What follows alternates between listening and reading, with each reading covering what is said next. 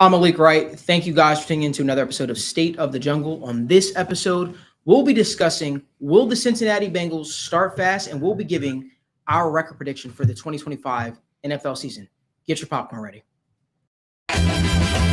Shout out Young Swisher. Get up, let me begin. This is 𝗬𝗎𝗪. You ain't heard about us yet, well you better know now, because it's the place that it all goes down. Get up, let me begin.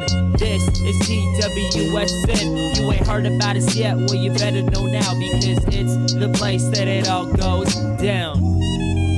Shout out Young Swisher. Thanks again, everybody, for tuning in to another episode of State of the Jungle, presented by the Right Way Sports Network. I'm your host, Malik Wright, joined by my co-host, as always. We've got Evan McPhillips, we've got Logan Fulmer, Daniel Alameda, Jimmy on the ones and twos, Marissa live in studio, and we got a jam-packed show. A lot of stuff to get into. Finally, boys, week one is upon us. The Cincinnati Bengals take on the Cleveland Browns. We've got a new intro, a new look, same crew, same place, same time. Let's start with this, guys. I want to start with the reaction to the depth chart. Obviously, the Cincinnati Bengals announced the depth chart. I don't know if there was any shocks in there. Maybe Lucas Patrick being announced the starter over Dalton Risner. Was there any shock to the depth chart, opening depth chart for the Cincinnati Bengals this season for you guys? I'll go first. I think for me, I don't know if I want to call it a shock, but Joseph Ossai starting was kind of the biggest, eye catcher. Maybe shock's not the word, but it definitely was like, oh, okay, that's not bad. It's not great, but it's one of those decisions that feels like it comes with more answers or more questions than it provides answers. It's like, is this a Joseph Ossai thing? Did Joseph Ossai come into camp, killing it, building off a good year, just having a great offseason? Or is Myles Murphy struggling? Obviously we've talked about Stewart at length, that he was a little delayed to everything, of course, but is it a Joseph Ossai thing? Is it everybody else struggling thing? Is it, just the way he fits into Al's defense thing? I think Ossai's a fine player, but I think that was by far, to me, the most notable thing that I kind of caught off the rip. And I was like, it made me really kind of think for a minute about it. Yeah, and obviously we'll talk about the right guard position, but outside of that, I agree. I think for me, it says a lot about Myles Murphy. I'm not going to write him off, but if that is your starter, it shows, hey, Myles Murphy entering his third NFL season, he's not ready to be that full, consistent number one starting outside guy. And they believe that Joseph Ossai is the best of the bunch. We've had the Shemar Stewart conversation. It seems like they're going to slowly ramp him up. He's not the clear outside starter right now. But outside of that, I think the other conversation was obviously, the Dax Hill conversation officially as the nickel cornerback, as the slot. It seemed like that's what we were expecting. But at the same time, I'm curious to see how it plays out, because I thought he was a good outside cornerback. I thought he was, but maybe this is the Bengals looking at saying, hey, what is our strengths, right? Our strengths is, if he is the outside, who's playing the slot for us? Is it going to be Josh Newton? What are we doing? Is DJ Turner going to be your slot cornerback? Is Cam Taylor-Britt? So I thought that gave us a clear answer right now, how they view the cornerback position. So I'm excited to see, the progression that position was from Mike Hilton last year to now Dax Hill. This is a big prove-it year for him, and I think he's got the opportunity to do it. So that was, I would say, the biggest thing outside of obviously the edge and the guard spot. But I would say that even if you're a little bit disappointed by Lucas Patrick at the guard spot, I wouldn't say that's necessarily a surprise, considering how late to the party Dalton Risner is, and based on the depth chart, it seems like they want to keep Jalen Rivers on the left side. Cody Ford's kind of going to be your swing tackle. So with that in mind, I think Patrick has the edge, at least if, for the first 2-3 weeks. If, week 5 rolls around and he's still the starter, I'll probably be more surprised in that sense. But then looking at the defense, Demetrius Knight had a pretty rough preseason when it came to being in live action. I know he had some standout days at camp. And it's to be expected that you're having growing pains. I was just kind of surprised that after adding Oren Burks, with him being, you're just very confident. I would think Al Golden, at least at the start, as he brings along 2 rookie linebackers, they're going to be heavily involved in the rotation, right? But just figured, maybe it would be Logan Wilson and Oren Burks as your starters out there playing, 50, 60, 70% of the snaps between the two of them, Logan Wilson a little bit more. And then mixing in Demetrius Knight on the obvious rundowns where you want to load up a little bit heavier, maybe do more of a 4-3 instead of the nickel packages. And then, mix in Barrett Carter when you want the exotic looks, the blitzes, or you're expecting to do a little bit more from your linebackers in coverage. Just was surprised to see them rolling with Demetrius Knight. Trial by fire for him. Hopefully he kind of learns on the fly and just kind of solidifies and stabilizes there. But just figured they'd want someone along with Logan Wilson to just give him a little bit of stability at the position, especially with already relying on so many unproven guys, so many guys coming off of injury. I figured you would want stability about anywhere you could get it on that defense, and was just surprised that they didn't go that route for linebacker. I think and I don't want to call it a mistake, but I think they kind of pigeonholed themselves into that. Call it a mistake. I think they pigeonholed themselves into that decision because as soon as Knight got drafted, Pratt's cut, he's almost penciled in as that guy. They gave him the first reps immediately. They've done all these things. I think it's very difficult for, again, this necessarily shouldn't be a factor, but it just is. It's very difficult for a player to be in a starting position, told you're the starter, and then the week one rolls around and all of a sudden you're not the starter. That's a tough mental battle to face for anybody, especially a rookie. That shouldn't necessarily be the case. You should want the best people out there. We're all professionals. They're all professionals in their field at that point. The best players should be out there. But I think this is I don't know, again, maybe not a mistake, but they pigeonholed themselves into this decision very early on in the process. And one last thing on the linebackers too. It's not like the Bengals have typically, swapped out a Logan Wilson or swapped out a Jermaine Pratt, every single game. It's like Pratt was playing at least 75%, if not pretty much close to the entire game. Logan Wilson played literally every single snap. So if this is how you're approaching the depth chart, I'm curious to see how they rotate them, because normally they wouldn't, right? Your two linebackers stay the same. And I do think that it would be a mistake rolling out just those two guys and Oren Burks seeing nothing, Barrett Carter seeing nothing. He's going to see the field. Oren Burks is going to see the field. He's one of those guys that when his number gets called, like, the reason why I don't get so caught up, right, in depth charts is because a guy can be listed on the depth chart, but then get out snapped. And a lot of it is going to be based on production. For us, those Bengals fans that are probably clamoring, and you're looking at a Lucas Patrick versus Dalton Risner situation here, I wouldn't worry too much about that. I think Dalton Risner will have that job very, very shortly. Matter of fact, it wouldn't shock me if he had that at the closing moments of that game against the Cleveland Browns on Sunday. That would not shock me if he were to struggle against Mason Graham. It wouldn't shock me at all. Because, at the end of the day, you kind of got to go with the veteran that you've had on the roster, that you've rostered for the last couple of months, that has taken the first team snaps. I don't read too much into it. I'm really, really hopeful that a guy like Demetrius Knight can show and prove that he was worthy of that second round pick. Yeah. And I think he will. Listen, the NFL does come at you fast. There's a part of it that needs to start slowing down. The game has to slow down at some point for a guy like Demetrius Knight. I believe it will. I'm hopeful that it'll slow down a lot sooner rather than later. And I think the Bengals are hopeful for that as well. That being said, let's move on over to the right guard spot. Dalton Risner and Lucas Patrick, we have all touched on it very, very briefly. Everybody here on this panel knows exactly how I feel about Dalton Risner. I'm the guy that has literally been screaming from the mountaintops that Dalton Risner should be the guy the Bengals place a phone call to. I'm the guy that's been saying Dalton Risner needs to be a Cincinnati Bengal. I'm the guy that was DMing and talking back and forth with Dalton Risner when he's asking me about the city of Cincinnati, the whole 9 yards. Everybody knows I am an advocate for Dalton Risner. That all being said, I think this was right. I think this was right for week one. No need to rush it. The time is going to come. And when the time comes, I believe Dalton Risner will be ready.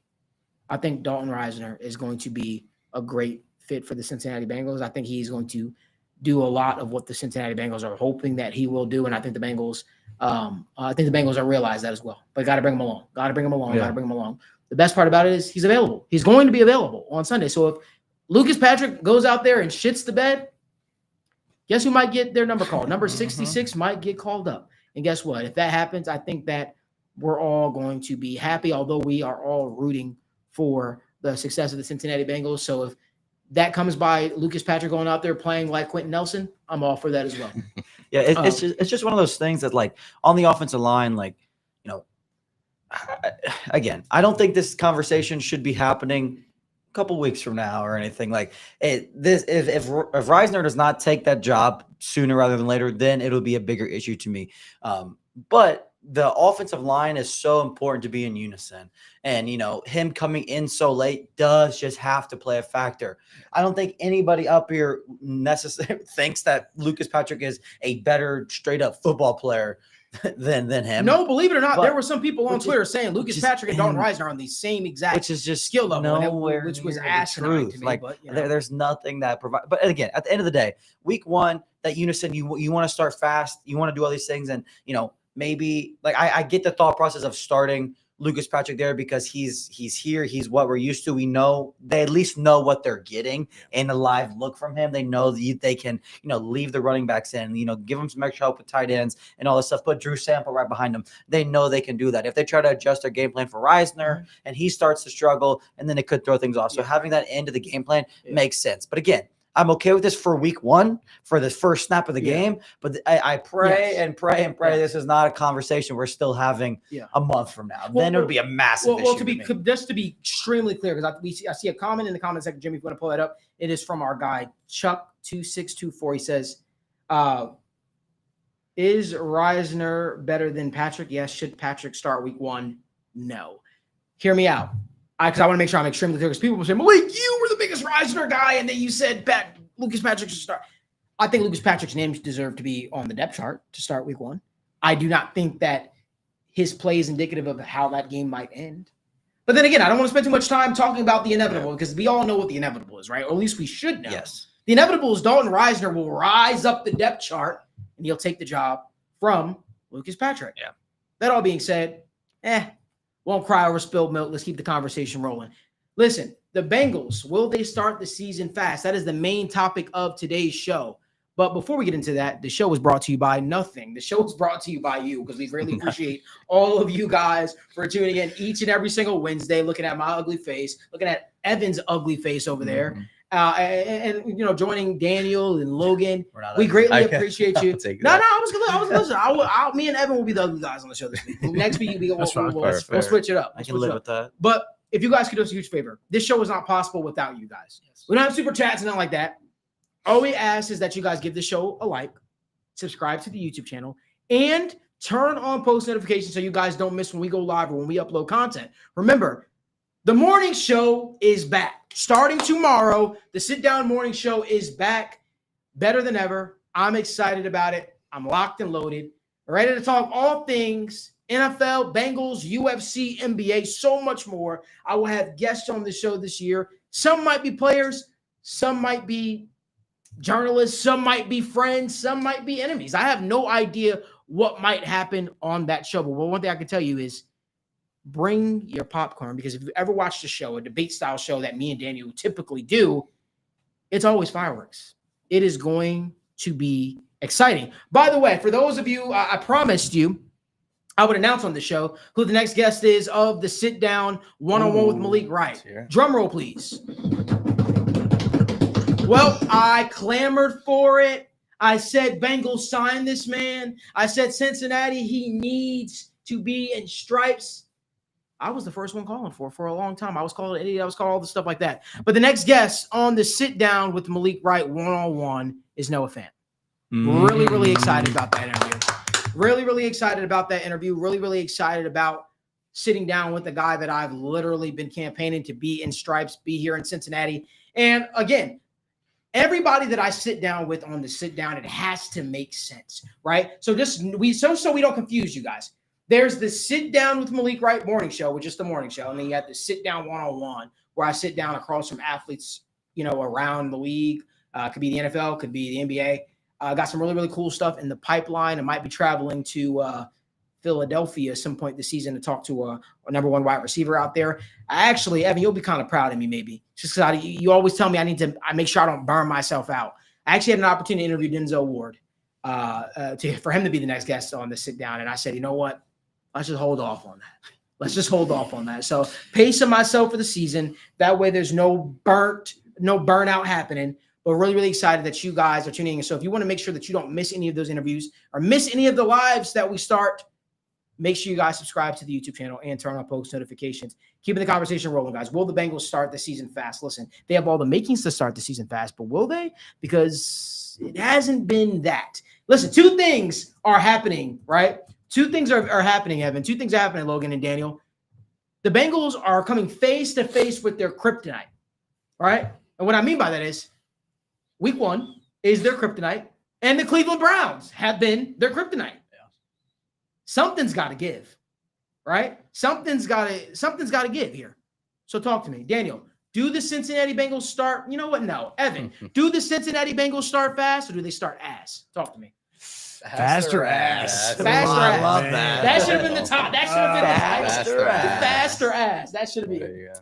It's horribly unspectacular and can't quite live up to the billing that you just gave it with faster ass. But I kind of see more of the 2-2 start here, because I think one of the demons that you didn't really maybe reference right there is on top of the Browns and the issues they've had with the Browns. Everyone knows the Bengals have had terrible times with games where they are favorites, and also either at home or just should take care of business against a team that is still without good players or still trying to find their stride. So when I look at the Jaguars, who have been kind of directionless the last couple of years, had Brian Thomas come on strong. Now Travis Hunter is there. You got a really nice running back trio with Bashaw Tutin, Tank Bigsby, Travis Etienne. So between all of those guys, I'm like, it's a lot of weapons there for the Bengals defense to try and effectively cover. It could end up being a shootout, and we know all that matters against the Browns or against the Washington Commanders. Some of those shootouts, it just comes down to who has the ball last for you, right? So it could come down to that against the Vikings, against the Broncos. The Broncos still have a really good defense. Sean Payton is still a really talented offensive head coach. They've added more to the offensive room. Like, I just very easily could see one of these early road trips, one of these early teams kind of catching the Bengals as they're trying to kind of implement these new ideas with their run scheme and involve Chase Brown the right amount, right, and get their run pass balance right, involving Noah Fant, trying to figure out how much of the 2 tight end set to use early. How much can you rely on Andre Yoshivas early, or are you looking more at like Mike Gesicki as being your wide receiver 3, so to speak, as you use Noah Fant more as your inline guy? There's a lot of different kind of moving parts to figure out. Your guard rotation, the defensive line, are they able to get pressure outside of Trey Hendrickson? Are they playing a full complement of snaps at that point? What is your defense? There's just so many questions, right? So I can just see a nice smattering of, yes, like some of these question marks work out really well in the Bengals' favor. And, you know, Dylan Fairchild comes out and he balls, and Jordan Battle looks great, and suddenly Demetrius Knight clicks. But then if all of that happens, maybe Shamar Stewart doesn't come on until week 8, right? Or week 6. Like, maybe Myles Murphy can't find a way to get in the rotation and affect the game. Maybe that defensive tackle room is not quite as effective as we hoped it would be. So I think it's more likely that the Bengals don't start as horribly as they have. I think they start a little bit more effectively, win themselves maybe 2 games, and drop one that maybe they shouldn't very late. Yeah, I mean, faster ass. That is the question. I agree with you, Evan. I think for me, when I look at it, it is a tough schedule, and they have 2 winnable games at the beginning. Like, these are 2 games. We'll discuss the Browns game obviously in a second, but this is as much of a winnable game as any NFL team has on their schedule. And the Jaguars, that is a winnable game. It comes down to really Zach Taylor and how prepped are these guys, right? Because that's been the biggest question, because I do think every team on the slate has their challenges, right? The Jaguars, I think Brian Thomas and I think Travis Hunter, I think both of them are going to go off. They are 2 phenomenal wide receivers. And then you got the Broncos game on the road. Then you got Minnesota on the road. Those are 2 difficult games. Right. I agree. I think they lean 2-2 to 3-1. And this is a season where you have 9 games before your bye week, obviously. I think that they head into the bye week strong, and for projecting, I do think that they could enter their bye week much better than they did last year. I really struggle to see how they don't have a winning record heading to their bye week. I look at 9 games there, and I see the Jets on the schedule. I also see the Chicago Bears on the schedule. this Bengals team, they need to start fast. And if we're talking about the first 4 games, if I were to put a number there, I would say 2-2. I think that's pretty fair to say. I really like I like the Bengals' odds of starting off pretty strong this year. And, I say that, I don't want to say fast necessarily because I think they might not have the prettiest wins early, but I think that obviously we all know how good the offense is. We know the defense is going to have some questions, some ups and downs, but we've talked about not having normal off seasons or things for so long, and they've had that. But then you look at some of the teams they come out with the first 3 weeks, the Browns, their off season is always a shit show. Yeah. Like you never know what's going on in Cleveland. Yes, they have plenty of great players on that team, some total game records over there that you undoubtedly have to worry about, but still it's the Browns. I know it's our kryptonite, but it's like there's always questions going on in Cleveland no matter what time of the year it is. Then you got Jacksonville, first year head coach. Yes. Who's going to run the ball? How's this defense going to look? What's Travis Hunter going to do? Like, yes, again, Brian Thomas is great. I like Trevor Lawrence to a degree, but again, first year head coach, week 2, like that's some questions. And then week 3 against Minnesota, JJ McCarthy. Who the hell knows what JJ McCarthy is going to be? There's just Jordan Addison not being there. Adam Thielen just got there. Their secondary is full of nobodies. Yes, that gets complemented with Brian Flores, but it seems like for once coming into the season, the teams the Bengals play have more off the field or more like questions about bigger things that matter than the Bengals do. So you're saying they dropped the Vikings game? God, they easily could. That's the thing is they would drop the Vikings game and then they would go win a tough one in Denver on the road. That's the weird thing about that. But again, those 3 teams, they have a lot more things that they're dealing with what the Bengals do. Right. And I'm going to ride with that momentum with the Bengals. We all know how good the offense can be. Maybe not having Al in the NFL before slows some offenses down because they don't know exactly what he's going to show them and stuff. But again, I just think there's way more questions for once, thank the Lord, with these other 3 teams than there is the Bengals. And I think that could go a long way for them this year. And I don't want to say fast, but I think they'll come out winning games. Again, it might be like 17-12, something stupid, but like just good. I feel good about them. I hate to say this, but there's a team I'm going to talk about. Oh, God. The New England Patriots, years and years and years ago. Back when Daniel was a fan of those New England Patriots, where he grew up parading around in that number 12 Tom Brady jersey in California, even though he'd never been on a Patriots game. Listen. He was also had a Gronk jersey as well. There we go. Found a way to win. And you have to sort of take the old mantra, just win, baby. That's how you have to go about it. It doesn't matter how pretty it looks. Reason why is because the Bengals in 1-score games last year were ass. Terrible. They were terrible, which is why it's good. It's refreshing. It's a sigh of relief to see Evan McPherson hitting his field goals. It's great to see. It's the reason why it's cool to see a long snapper battle where Wagner wins, right? Because you're hoping that the issues that plagued the 2024 Cincinnati Bengals aren't the same issues that are going to plague the 2025 Bengals. I believe the Cincinnati Bengals are going to start fast this year. I believe that. And by fast, I don't mean it's going to be out the gate scoring 35.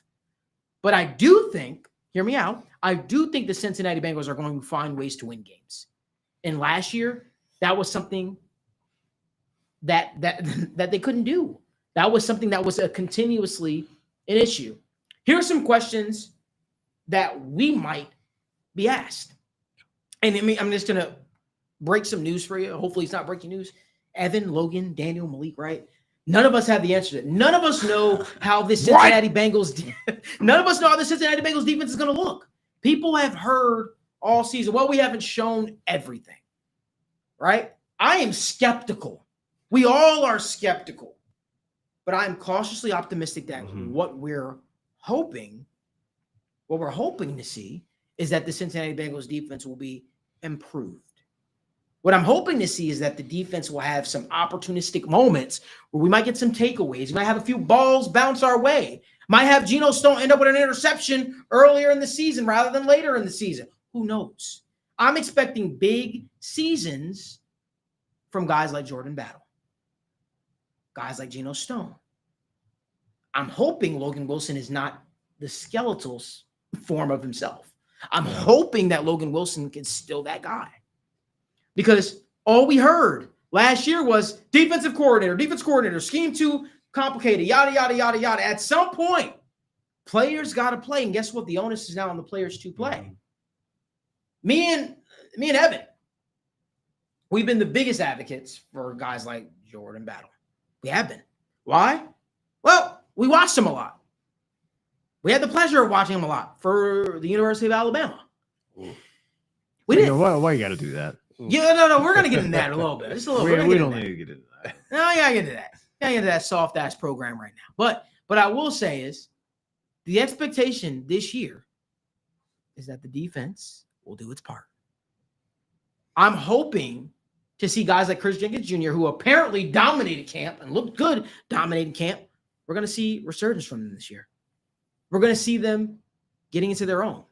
We didn't even actually put it on here, Daniel. Cincinnati Bengals, didn't they sign the defensive tackle from the Chiefs, nose tackle from the Chiefs? Mike Pennell, Mm-hmm. right? Yeah. When he finally gets activated at some point, what type of impact is he going to have on this defense? But the expectation is the defense is going to be somewhat of a resurgence for the Bengals this year. And that's what we're all hoping for, because we think if we get that, then guess what? We're sitting in a good spot for this defense. Again, whenever remind everybody, do us a huge favor, give this video a like, subscribe to the channel, and turn on post notifications so you guys don't miss when we go live or when we upload content from TWSN Studios. Listen, I know it's a little too early, but we do it every single year.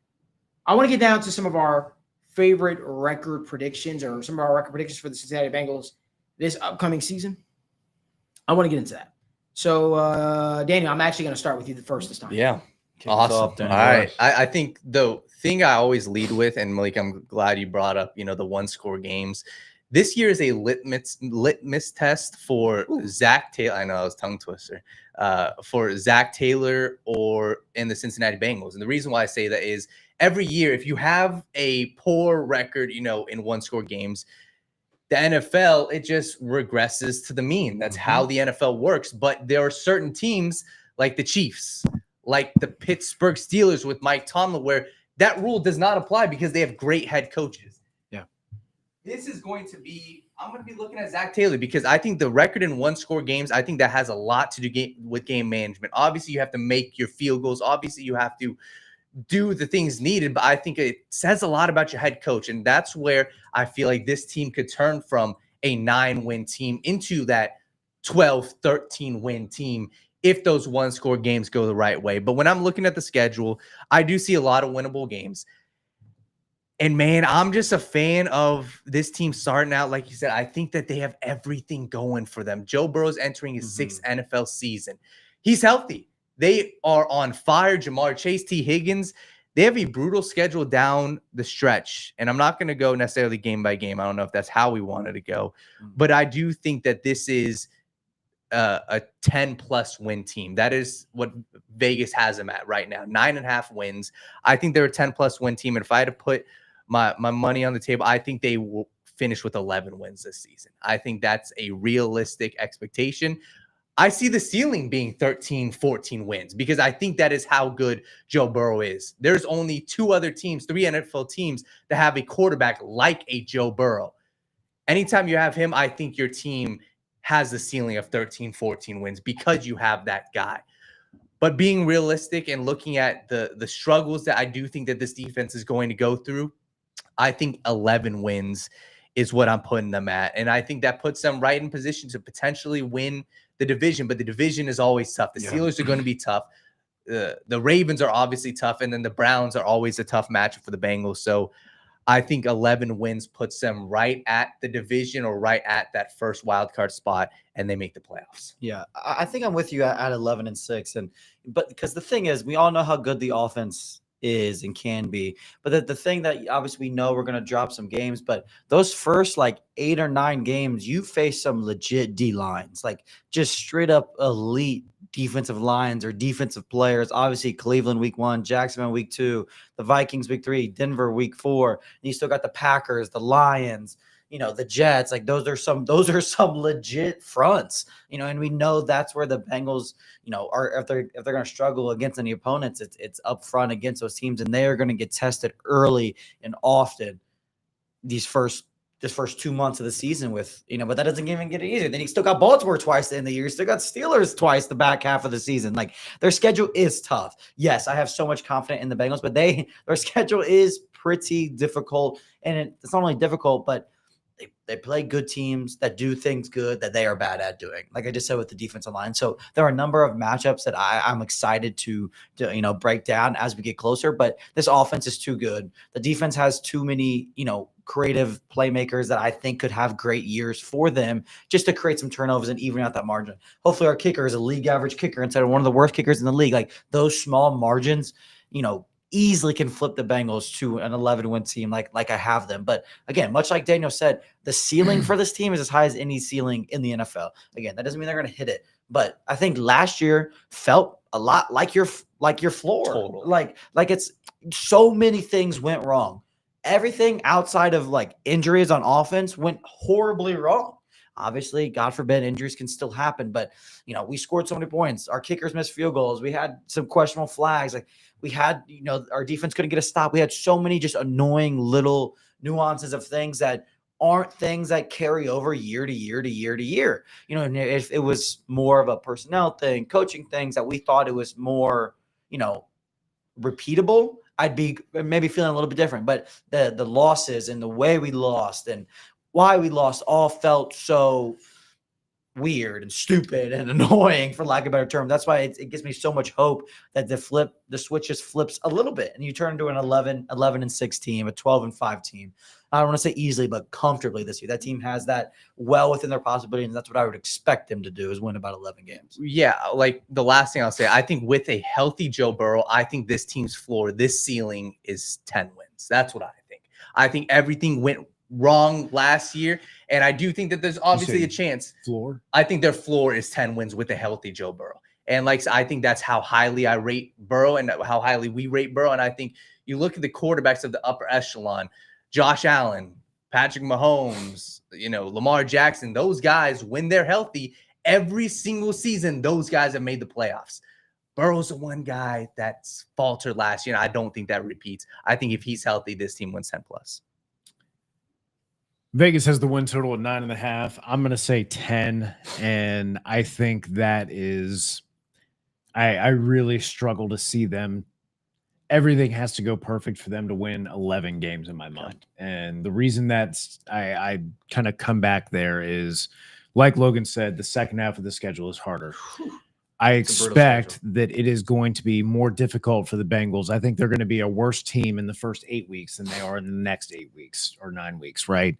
What makes me say that is trying to integrate these new pieces, right? Trying to get the run-pass balance with Chase Brown, trying to make sure the offensive line that's also dealing with a rookie as a starter is coming along properly and gelling right. And Amarius Mims is taking the next step forward. And Myles Murphy finds a way in the rotation. Joseph Ossai gets his feet, kind of under him as a starter. Shamar Stewart maybe is taking a step and finding ways to influence the game. You've got your corners are feeling good after their first couple games coming off of injuries. There's a lot of reasons to think there's going to be more continuity, and you're going to have a better rotation of the guys who are actually impacting the game by week 8, week 9, right? With that in mind and all the difficult road tests you have early in the season, like you said, on the road against the Vikings, on the road against the Broncos, on the road against the Packers. And then the other games, you're playing the Jaguars, who are a talented team. You're playing the Lions, who are a talented team. It would not surprise me in the slightest for, out of those first 6 games against the Browns, Jaguars, Vikings, Broncos, Lions, and Packers, for the Bengals to be 3-3. If you end up saying, hey, they beat everybody except maybe they drop one to the Broncos or the Jaguars, okay. But then they play the Lions and Packers. Maybe they just lose a very close one on some, unfortunate stuff. And then playing in Lambeau against a good Packers team is Micah tough. Parsons led Packers team. And their offense is still really good. Jordan Love is a good quarterback. They drafted Matthew Golden. They've got Josh Jacobs is a great weapon. Their offensive line is always good. I wouldn't consider it a failure either of the Bengals to be 3-3 at that point after 6 weeks going into that matchup with the Steelers. But then, like I said, they get better. They go 7-4 over the end of the season, and they end up with that 10-7 record, right? I do think they are more of that kind of 2 wins to 1 loss team when they start to get their footing under them, when they get the guys who they know are going to be impact guys out on the field and in the rotation, right? Maybe that is McKinley Jackson. Maybe that is TJ Slayton giving you more than you expected. Maybe Chris Jenkins takes a step forward and suddenly can be relied on as part of that defensive tackle rotation. maybe one of the linebackers steps up and you don't see all these kind of just brain fart moments from either the guys who are rookies trying to figure things out, or Jermaine Pratt being in the wrong spot, or just trying to cover and compensate for lack of confidence in the secondary, lack of confidence in what you're seeing on the D line. I just see the way that the Bengals are a much more stable, much more threatening team in the second half of the season, as they have been for the last years when they rattled off their 10-game win streak. Like, I'm expecting not an 0-3 start or a 1-3 start, but if you end up, going 2-1 and then dropping a few and you end up 3-3 with tough games against the Lions and Packers, like, I get that. I get that. That's tough, and that's early in the season as you figure things out. But again, I see the 10 wins in a good way of where they get a lot stronger and a lot hotter going into the playoffs, which is where you really want to be as a team anyways. And just looking at the record too, something I was looking at that I think is different than what other NFL teams have to deal with. It is how they do in their division, right? Let me read off how they've done. They were 3-3, 1-5, 3-3, 4-2, and 3-3. When you look around the league, there's teams of the upper echelon that go 5-1 and 6-0 in their division. And that's the question I have for the Bengals, right? Can they become one of those teams? The AFC North is difficult. Maybe they're never going to be one of those teams that can go 5-1 or 6-0 in the division. But if we can get to that point with the Bengals, then I think it's fair to talk about 13 wins or even 12 wins. But until we can say, hey, I think they can sweep the Ravens confidently, they can sweep the Steelers. Until they get to that point, 13 wins is a reach. 12 wins is a reach. Is this the season that they do it? Maybe. But you got to go into Baltimore. You have to go into Pittsburgh and prove that. And I think if they can prove that, then I think we're talking 12, 13 wins.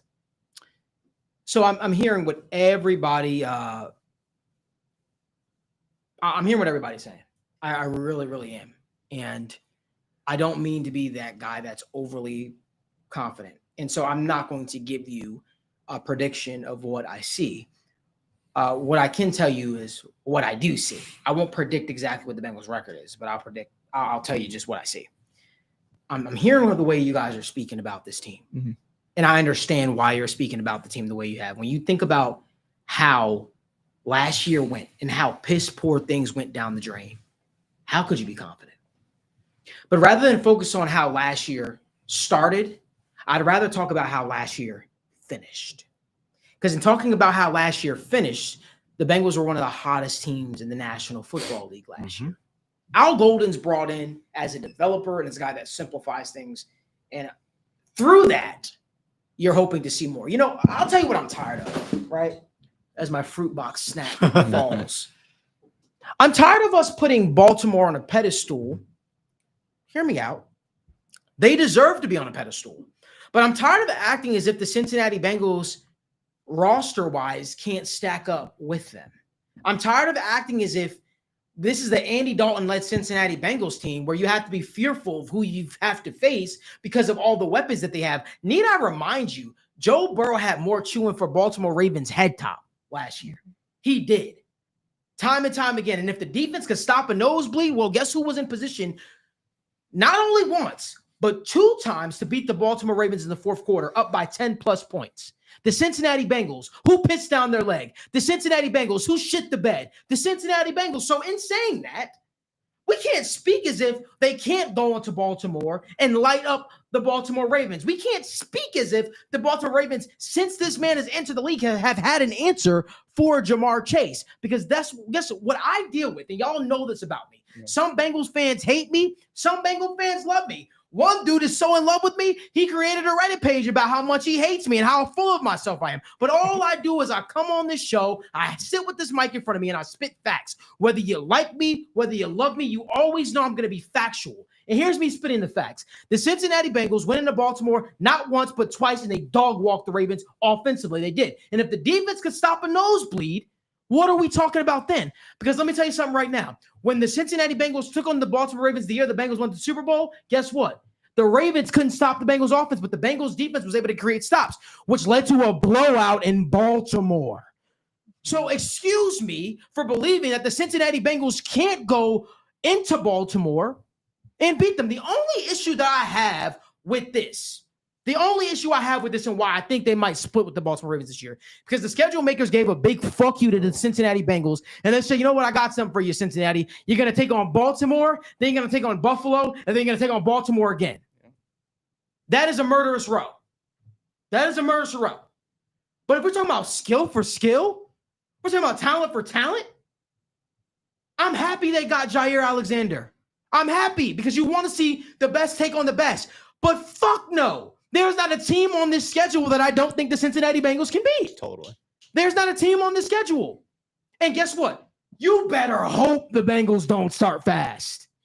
Because the Bengals, as Evan said, as Logan said, as Daniel said, they have an easy schedule to begin. So with them having an easy schedule to begin, guess what? They lucked out. Jordan Addison ain't playing for the Vikings. There are some tough teams. I'm still not sold on the Lions with the coordinators change. That's a big change for them. Is it going to be different? We don't know. But while we talk about the Bengals issues, we have to talk about other teams' issues. Jacksonville, that's a new coach, Liam Cohen. You better hope that Zach Taylor has an answer for that. You better hope so. I think so. I think he'll have an answer for that. The Denver game is a tough game. It's Ja'Marr Chase taking on Pat Surtain, one-on-one, best versus best. If only the game was decided by Pat Surtain versus Ja'Marr Chase. It's not. Can I introduce you to a guy? Can I introduce you to a guy last year who had one of the best games of his career against the Denver Broncos in T? Can I introduce you to a guy that the Cincinnati Bengals re-signed, Mike Gesicki? Nick Bonito, you've got your work cut out for you that game. And guess what? If that answer is answered by Nick Bonito or a slot in a corner there, well, let me introduce you to a guy that might be looking for a little revenge against his old team that drafted him in Noah Fant. You see what I'm saying here? The Bengals have answers for your questions. And so, with all that being said, line it up. There is a team on here that does scare the shit out of me, and it's not because they got a guy recently who they traded for who has back issues. It's not the Green Bay Packers. It is the Green Bay Packers. But it's not because they traded for Micah Parsons. I just think that they're a very talented team. I think they're a very, very talented team. And I think they're a tough team to beat. That is a team that they are going to have their work cut out for them. From a talent perspective, guess what? The Detroit Lions are a tough team, but are they going to be able to put it together? You hope by that time that game takes place week 5, Detroit starts to have it figured out. But guess what? If you want to know what you got in Shamar Stewart, if you want to know if Trey Hendrickson is still that guy, you're going up against a pocket passer. Now, be a pretty good pocket passer. And Jared Goff, you're going to have your opportunities to sack the quarterback. You're going to have your opportunities to make mincemeat of that offensive line. You're going to have your opportunities. You're going to know what you have on the defensive line. You are definitely going to have that. The New York Jets is a winnable game for the Cincinnati Bengals. Chicago, apparently, I don't know. Caleb Williams and Ben Johnson aren't seeing eye to eye. I have no idea. That is a winnable game for the Cincinnati Bengals. What I see is I see a lot of W's. I see a lot of W's in the chat. I do. I think the Bengals start strong. I can see them winning the first 3. I can see them struggling with Denver. I can see them struggling with Green Bay. I can see them struggling with Detroit, depending how that looks. But Pittsburgh, New York, Jets, and Chicago, you can't beat the ghost of Aaron Rodgers. Listen, I think those are winnable games. Now, obviously, injuries change. They change things. They change the dynamics.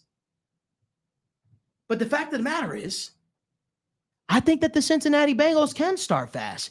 And you know what? In me saying all of that, hear me out for a second.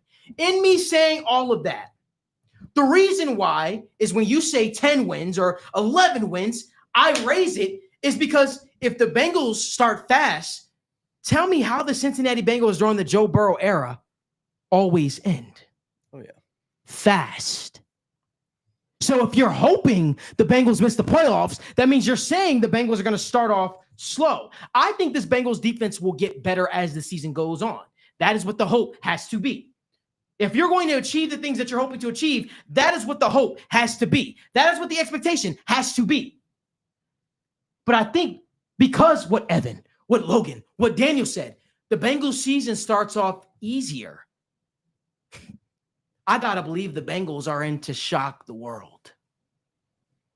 The last time the Bengals had the Jaguars and the Vikings on their schedule early on, they ended up playing in the big dance. I think the Cincinnati Bengals, with no correlation, I just want to make that statement. But I think the Cincinnati Bengals shock a lot of people. I think questions get answered. And I think the Bengals, if they play their cards right, if they start off fast, I can see 13 wins in their future. If they play their cards right. That is a huge if. But there is no team, look at me.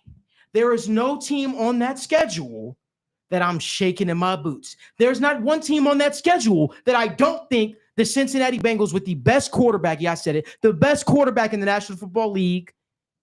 There's no team on that schedule that I don't think the Cincinnati Bengals could beat. The defense, everyone says the defense has to be top 15. Shit, the defense doesn't even have to be that. The defense just needs to get a stop every now and again. That's what they need to get. And if they're able to do that, remember, this team won 9 games last year. I don't even know how. But if they didn't drop the Patriots game earlier in the season, right? What are we talking? They probably sneak in. Yeah. I think this Bengals team is a lot better than a lot of people might think. Questions will get answered on that defensive front. The run defense questions will get answered. The pass defense questions get answered. But I'm here to tell you right now, don't buy into the baloney. I think the Bengals are going to shock a lot of people. And those are my thoughts on that. Anything else, anybody? No, I mean, last thing on the schedule, I think that obviously the back end of the schedule is difficult, but I do think the last 3 games, I think they line up favorable. Layups. Obviously, no game in the NFL is a layup, but I see Miami, and this is just my prediction. I think Miami at that point could be wraps if season doesn't go well. Tyreek Hill, Mike McDaniel, the Cardinals are obviously a sneaky team, but that game at home and then the Browns at home, especially if we predict how the Browns season is going to go, if they're not in the playoff race and the Bengals are in the playoff race, that's as favorable of a 3-game stretch as you can get coming off that brutal back-to-back-to-back. So I'm with you. And I think all this talk, obviously record this, record that, for me, I'm sure we're all on the same page. Like, this isn't like the Buffalo Bills. I hear from the Buffalo Bills fans, we need the 1 seed, right? That's their conversation. We get the 1 seed, we're going to be good. This is our year. I think if the Bengals just make the playoffs, that's all I'm asking for, because I'm confident in what they've got. And I think the schedule lines up for them to make the playoffs. And I'll say, if the Bengals don't make the playoffs this year, we're going to be having a serious conversation. Oh, yeah. I mean, you got it. But here's what I'll say this. And I mean this. This is not for the fan base. This is not for my co-host. This is for my peers, my people in the media. If you have the Bengals making the playoffs, hear me out. If you do, because I saw something where people don't have. A lot of people didn't, which is hear me out for a second. And listen, I prefer it that way. I'd rather be good in season than be good actually in preseason or off-season champs. I'd rather that. If you do have the Bengals making the playoffs in your pre-season predictions, let me ask you this, but you say, hey, Bengals they're a wild card team and they'll get bounced in the first round. If we're going off of what you've seen, right? And what you have seen is less talented teams by the Bengals make conference championship in the Joe Burrow era. When has Joe Burrow ever, right? Because screw the actual playoffs. I'm talking about down the stretch when you need to win games. I saw the Bengals win almost 9 games straight to make a playoff push. What did you see? What have you seen from Joe Burrow that tells you that the Bengals are going to fumble it down the stretch when they get into the playoffs? What has made you believe that in elimination games that Joe Burrow and these Cincinnati Bengals teams won't show up? Because to me, down the stretch, they get stronger and stronger and better and better. It's actually the exact reverse from the Andy Dalton era. No shot at Andy. Appreciate you. But the fact of the matter is, this guy is prepared for big games. Listen, when they went on that whole run and they said, hey, we want to bring in guys that are big game performers, that have played in big games, that understand what it takes to win, they did just that. Guys like Jamar Chase. So is it a shock to us when you get guys who've played in national championships in college, you get guys who played in huge games at the college level, collegiate level, and then you come to the NFL and then the Bengals wind up being those teams that in the biggest moments where the spotlight, the national spotlight is on you, the Bengals always rise to the occasion. Can we all agree with that? Since Joe Burrow's taken over as the Cincinnati Bengals quarterback, they have always been locked and loaded for primetime games. They've always they've always competed. Even if it took a quarter or two, they always found a way to compete. And there's something to be said about that chip. And I don't mean the chip on your shoulder. I mean the chip that is inside of you, where you're able to just answer the call when your number is called, right? Where you understand that when it comes bigger games, it's bigger expectations. Guess what that means? More eyes are on you. The eyes of the world are on you. Joe Burrow is a big game performer. He's a big game performer. And listen, there are some other quarterbacks in the National Football League who I think are big game performers, but I think that's the difference sometimes when we talk about a Joe Burrow. When we talk about the two top quarterbacks in the league, and Joe Burrow and Pat Mahomes, I think those are the difference between those guys and other guys. They are able to step up when their number is called, when they are needed. So guess what? When I was a kid, I talked about this. When I was a kid, hear me out, really brief story. When I was a kid, I remember always looking at the injury report. This is bad. I used to always get the injury report. And I remember we used to have to go up against some of these future Hall of Fame quarterbacks like Peyton Manning or Tom Brady. And then you'd be like, oh, Tom Brady didn't practice today. And I was like, yes, he might miss the game. You want to know why? Because you don't want to face those guys, because you know those are the kind of guys that'll rip your heart out. And then you get that Sunday report. Even though he didn't practice all week, Ben Roethlisberger is healthy to go. Ben Roethlisberger would break his leg in the first quarter and Man. be walking back out, running on the field in the second quarter. Yes. Aaron Rodgers, breaking news. Even though he didn't practice all week, he's playing this week. Tom Brady, even though he was sick, he's playing. One of my favorite games as a Bengals fan growing up was watching the Cincinnati Bengals beat the New England Patriots in Cincinnati. It was a pouring down, raining game. Tom Brady throws a pass in the end zone. Patrick Mahomes dives up in the air, catches the interception, falls to the ground. And I literally felt like a kid in a candy store. I literally was on top of the world. I said, our team just beat the New England Patriots. We just beat the GOAT. We just beat Tom Brady. At that time, I wasn't calling him the GOAT. But I say all that to say, Cincinnati, Bengals fans, listen up. You now have the boogeyman at quarterback that other teams don't want to face. So excuse me if I jump on here with a mic with my final ball shirt on and I say, you know what? Line it up with any quarterback, any team in the league. I think that Joe Burrow, pound for pound, I will take Joe Burrow over every quarterback in the National Football League. I will take Joe Burrow and the Cincinnati Bengals team led by him to beat any team. I've seen Joe Burrow in the AFC Championship lead the Bengals back from almost a 20-point deficit. I've seen it. So I will always take him. I will always take this team. I will like their chances against any team. Does the defense need to show up? Yes. Will the defense show up? Question mark. Will the defense look better week 1 than they look maybe in week 5? You hope so. But you know Joe, and you know this offense is going to be ready. They're going to be locked and loaded. And damn anybody who says that this Bengals team can't surprise or can't make a playoff push or can't make noise. I like their chances this year. If you guys could do us a favor, give this video a like, subscribe to the channel, turn on post notifications so you guys don't miss when we go live or upload content. So you guys don't miss when we go live or upload content. Listen, Bengals future bets. Let's talk about that real quickly. As you guys know, this year, like we did last year, we give you guys some of our best bets. I know Daniel has some future bets that he really, really likes. I have some bets that I like. But Daniel has some bets he really, really likes.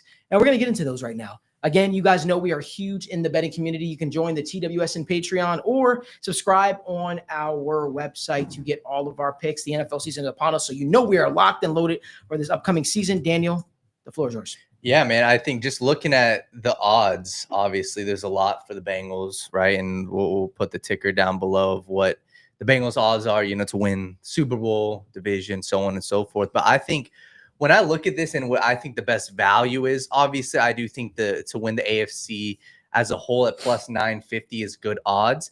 I think the best bang for your buck is going to be these player props. I'm just extremely confident, and I'm looking at what is a given, right? And what is the thing I'm most confident in? It is the offense. And when you look at the odds for this offense, you can take the 3 players I obviously love the most. Obviously, it is Joe Burrow. I like some of Jamar Chase's stuff. His stuff is high, but I also really like Chase Brown's stuff, barring injury. I think that looking at the lines, first off, Joe Burrow's passing yards, 4,300. Gonna crush that.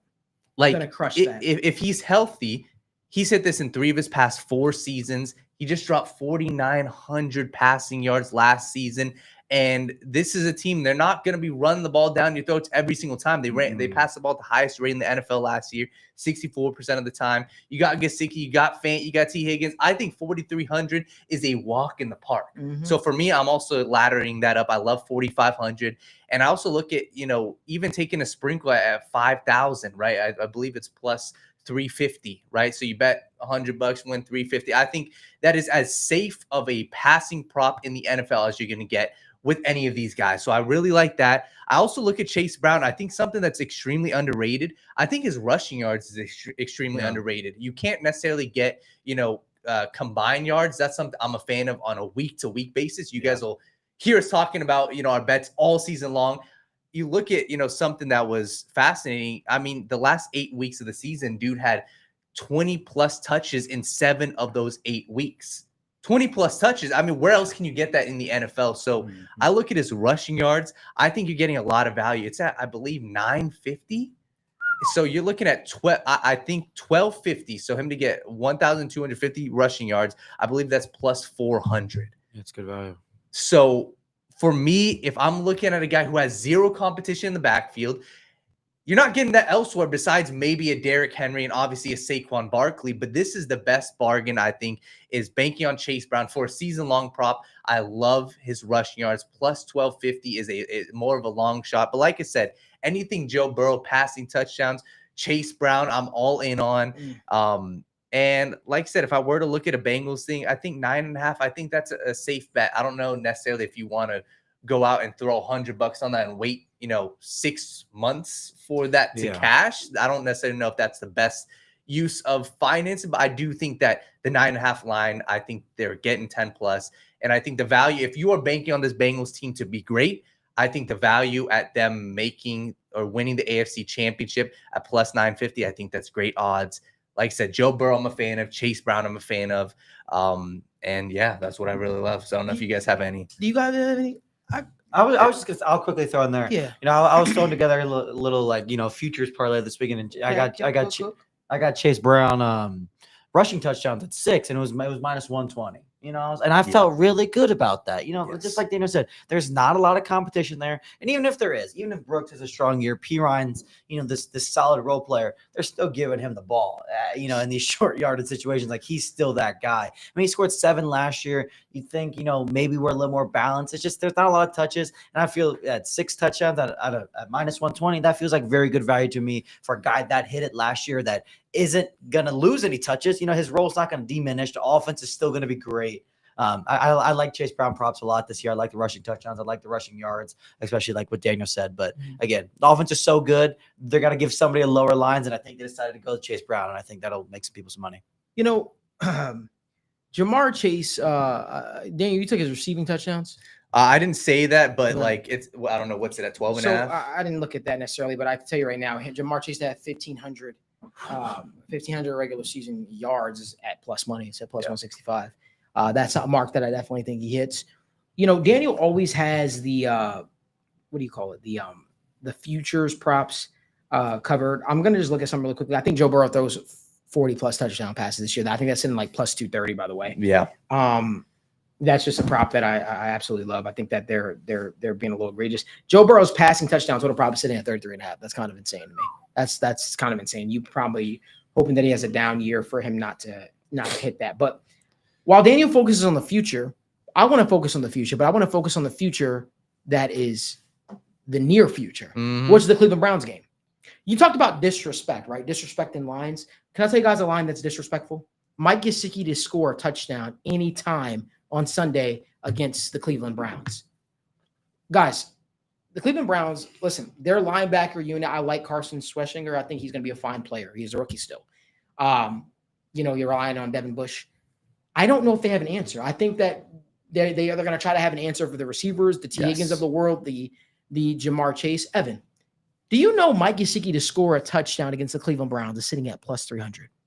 A guy that has emerged in this offense, a guy that has emerged in this Bengals offense, and has been very, very clear to show that he is a trusted target for the Cincinnati Bengals. This isn't like week 1, right? Where, guess what? He and no one's expecting him to do much. And even that was at plus money. Even that line, week 1 against the New England Patriots last year, was smaller than this line. No, it was more. It was like plus 650. But plus getting Mike Gesicki to score a touchdown at plus 300 is one of those moves that I think that I run to the bank with. Does anybody disagree with that? Does anybody fight that a little bit? No, I think the only other thing I would add on to that, I personally, Malik, like I like his touchdown. His yards is at 20. Yeah. Like I think that's feels something good. where if we're looking at this matchup, I do think that the Browns are going to trust their outside corners. So Yes, right, they're gonna yes. say, hey, we're gonna let those guys Yes. play. I do think that this Bengals team has too many weapons for this defense to focus on. I think Mike Gesicki is going to get his chances. And it's one of those bets for me. What am I confident in? I think you're going to get your chances at least. And for me, if I get 3 to 4 chances with Mike Gesicki, I think that is very realistic to expect. And I think there's many times we've seen on 3rd and long, whether he's the guy going up the seam and he just gets 15 yards. I feel like 101 coverage. I think 20 yards is far too low for Mike Gesicki. I think he's going to get that opportunity. And you know what's crazy, guys? We looked at it, right? And Evan, I don't know how you feel about this, but I look at a guy like Eric All, when Eric All was here, when Eric All was healthy, he got a lot of unforeseen touchdowns because, I don't think people expected him to emerge the way he kind of did. Remember, 𝗦𝗢𝗢𝗓 is going to be expected to kind of step into that role. If you want to sprinkle a little bit of money on 𝗦𝗢𝗢𝗓 to score a touchdown at any point in time during this game against the Cleveland Browns, guys, that's sitting at plus 750. That is a sprinkle that I'm okay with taking because he is going to play. He's going to get opportunities, and I expect with him being with his receiving prowess, I expect him to get targets in the red zone. And at some point, I think this Bengals team will be in the red zone. But guess what? I'm not just biased to the Cincinnati Bengals. You guys know me. I am the what whisperer. Oh, I know where you're going. I am the tight end whisperer. I love I am not biased. I will be honest with you. This line is disrespectful to David Njoku. Best line of the week. David Njoku to score a touchdown against the Bengals is sitting at plus 240. And if you know me, I'm very realistic. I'm very honest about the Bengals' inability to cover tight ends. And maybe Al Golden has something up his sleeve, Evan, that we don't know. Maybe Al Golden is a maestro and he's able to shut down opposing teams' tight ends. But I'm taking that shot until they show me something different. I think David Njoku, I don't know how many yards he's going to have, but I think David Njoku to have to get a touchdown against the Bengals is a play that I really, really like. So much, not only do I like that, I think he is the one receiving threat for the Browns that I actually think the Bengals are going to give up a lot of receptions to.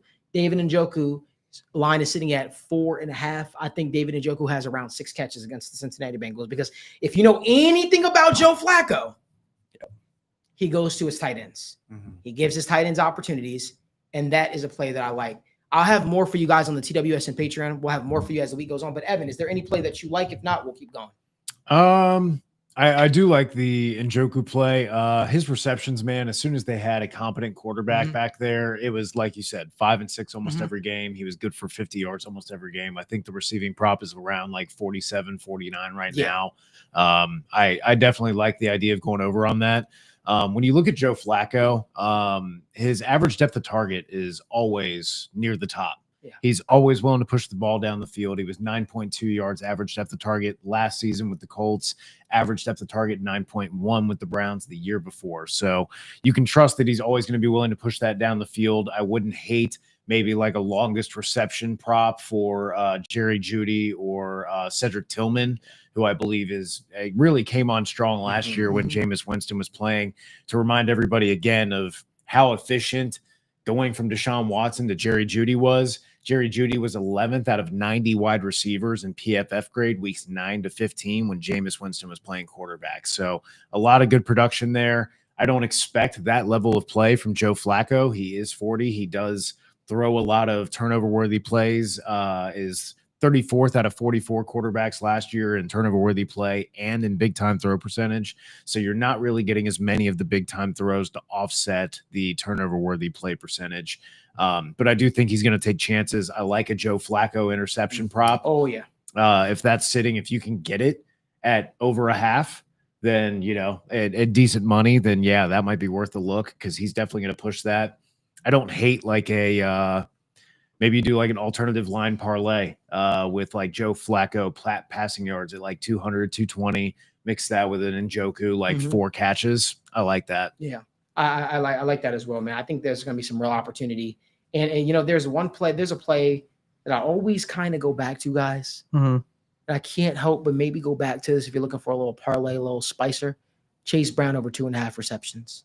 I think those opportunities, him versus those linebackers, I like that. I like that opportunity for him. I think that as much as I love Ja'Marr Chase, and I think Ja'Marr Chase is going to have a good game still, I think the safer bets, right? Because if we're talking about more strategic bet, more educational bets, I think that trusting Joe Burrow to drop it on to his tight ends, to even his running backs out of the backfield, those are some props that I really, really like. Who knows? Maybe this year we could even hit the good. We got to see how they use him, Daniel. But remember the old 𝗬𝗦𝗍 P-Ryan? 𝗬𝗦𝗍 P-Ryan, P-Ryan back in the backfield for the Bengals. Yeah, you kind of like that a little bit. But again, make sure you guys subscribe to the Patreon to get that. Let's go to Browns Bengals predictions really quickly, guys. Really, really quickly. How do we see this game playing out? Evan, let's start with you. Oh boy.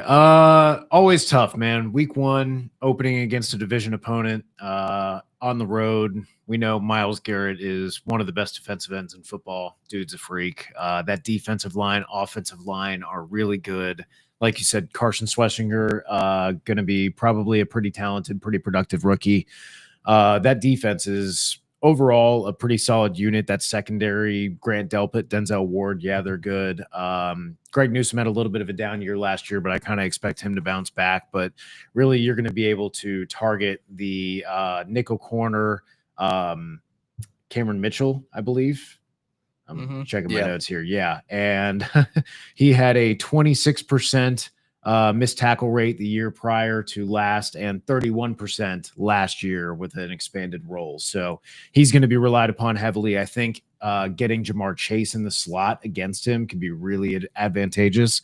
Looking for the Bengals to get creative and take advantage of that secondary. Obviously, Grant Delpit can be a real X factor back there, but I do think the Bengals' weapons, Joe Burrow, improved offensive line, if only, maybe marginally, still better than it was. I do think all of those things end up to be putting the Bengals offense in a position to score more points than a Joe Flacco led offense can, despite the fact that the O-line is pretty decent and they have not terrible weapons. I just think 40-year-old Joe Flacco is going to put enough balls in harm's way that maybe Cam Taylor-Britt, Dax Hill, DJ Turner, one of these guys can make him pay enough or get enough stops that the Bengals offense can compensate. So I'll say Bengals win by 4 points. I like that. I'm interested to see how both teams deploy a lot of their newer guys. We've talked a lot about the Bengals and all the the newer pieces on offense and defense that they have, and some of the scheme changes they're going on. But Cleveland's got a lot of fun new guys as well. We just talked about Carson Schlesinger, but who's going to run the ball for them? Who's going to dominate these carries? How are they going to use Harold Fandon Jr.? They have a number of just interesting-ish guys that, could present a problem if used properly or just being on the field in general. I think I like the Bengals odds to win this game. The Browns are always going to give them fits in the trenches. That's what the Browns do.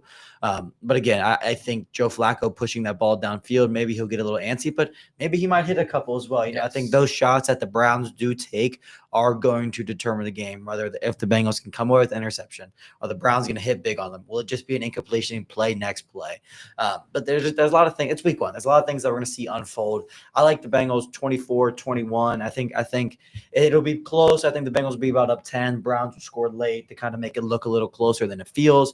But I'm expecting a good-ish amount of points from each team, a couple big plays, broken plays like normal here and there, with the Bengals coming on top. Yeah, man, I think I'm on the same page as you guys. I do think that this could be a decisive win, but I don't know.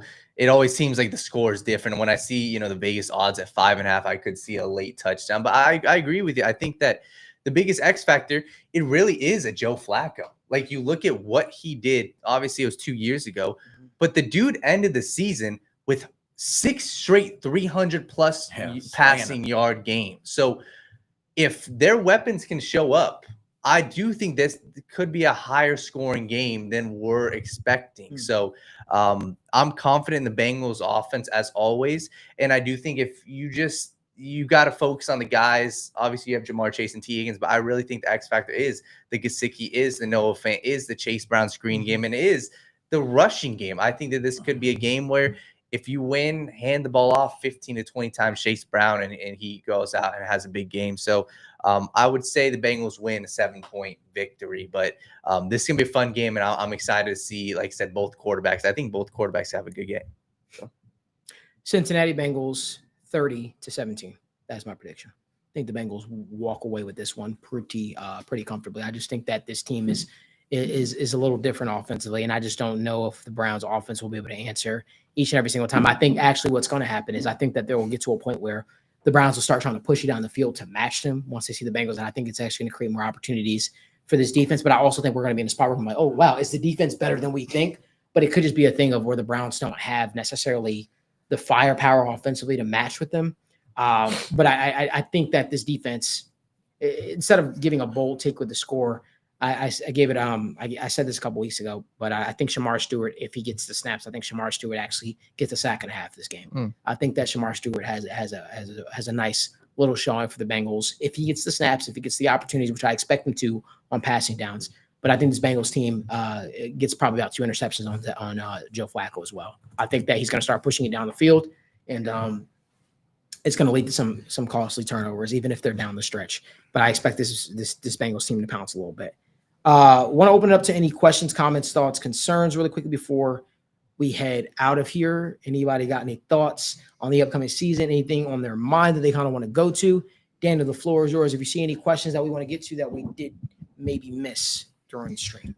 Yeah, you guys let me know if you guys have a take or something. But one of the questions just from earlier was, who do you guys think is the biggest breakout, over the course of the season? Is there any guy that you want to plant your flag on and say, hey, I think that this guy is going to put himself on the map for the Bengals? There's something weird happened, guys. Something very, very strange happened. It's going to make Evan laugh, or he might say, oh, God, here we go. I was playing Madden, guys, and I'll be real with you. I'm a guy that I'm very set in my ways with things that I do and things that work and things that don't. And what happened in the course of me playing Madden was something that has not happened probably in the last 4 years of me playing Madden. I was able to get production out of Joseph Ossai. And you making faces over there, Logan, but you bear with me. I think that this was alluding to something that might be happening. Joseph Ossai had 16 sacks for me in Madden.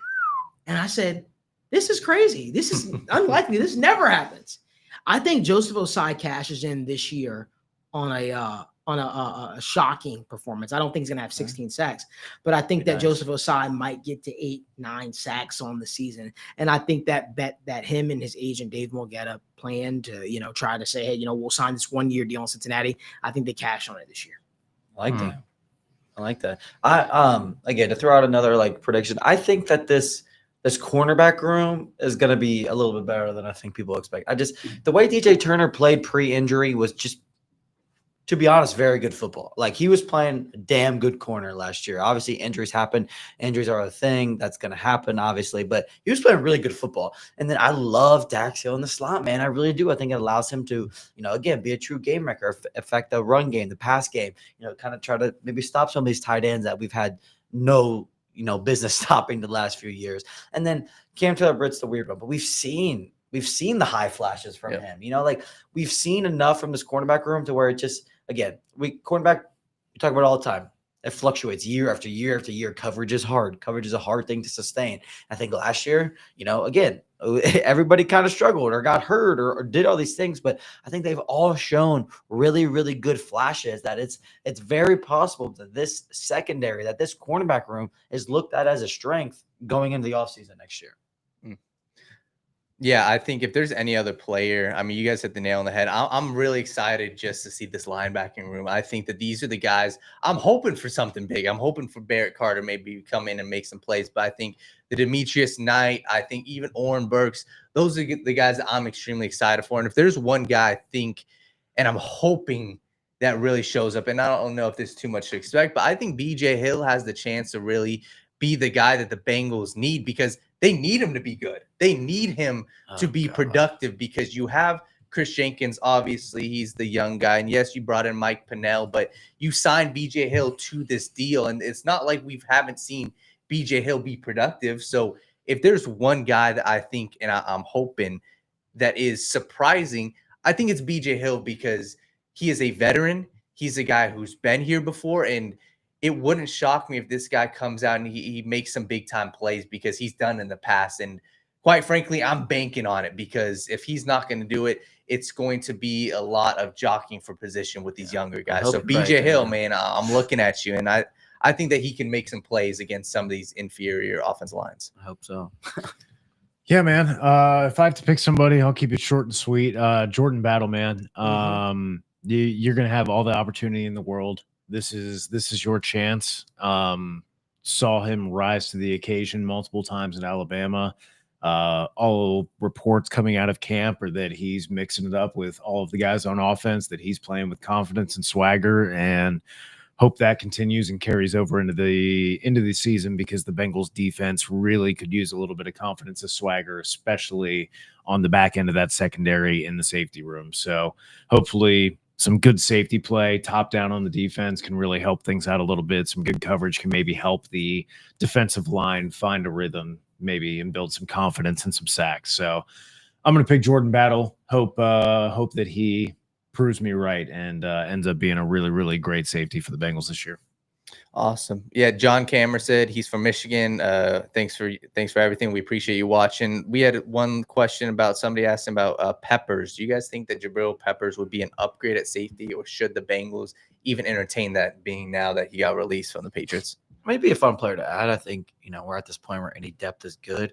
I'm sure he'd like the opportunity to start somewhere, which the Bengals probably can't necessarily give him, nor probably should they. But he's a fun player. I'd be happy if he was here, but I think he'll probably want to go start somewhere. For sure. And that same thing Travis Schwaller asked. And one last question, I guess, Gary Jellison's asking about McKinley Jackson. He said, why is everybody sour on McKinley Jackson this season?